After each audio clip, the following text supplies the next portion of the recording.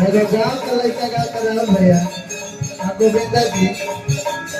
एक मनोबल बढ़ाने के पैसा का ऐसे लड़कन के मनोबल बढ़ेला ये 10-20-50 रुपए से काय कोली लेकर कोनो हवाई जहाज के लिए लेकिन 10-20 रुपया दे तो तनी एक मनोबल बढ़े कि भैया देला हम निमन गाल तनी से तो ऐसे मनोबल बढ़ेला अंतरा बोलो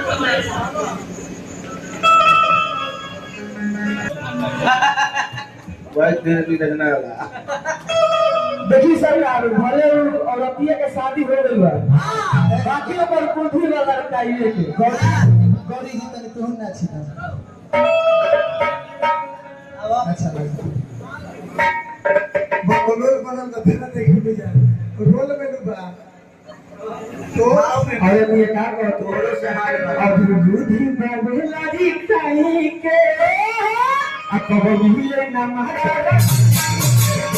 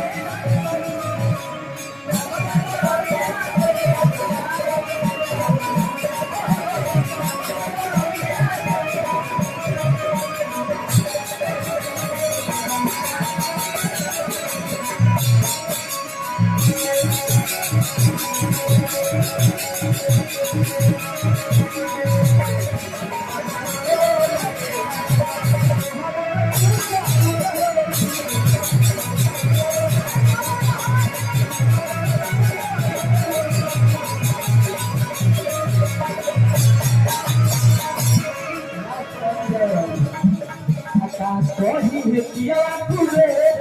रुदया हवा कराती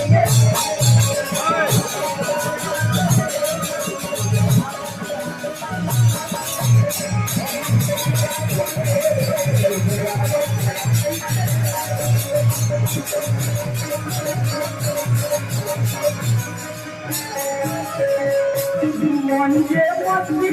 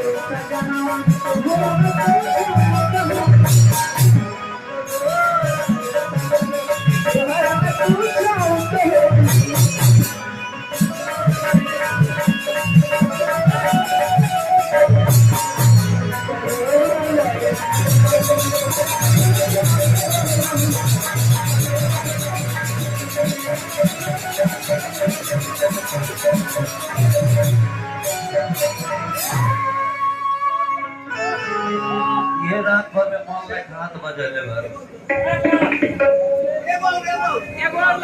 आओ काय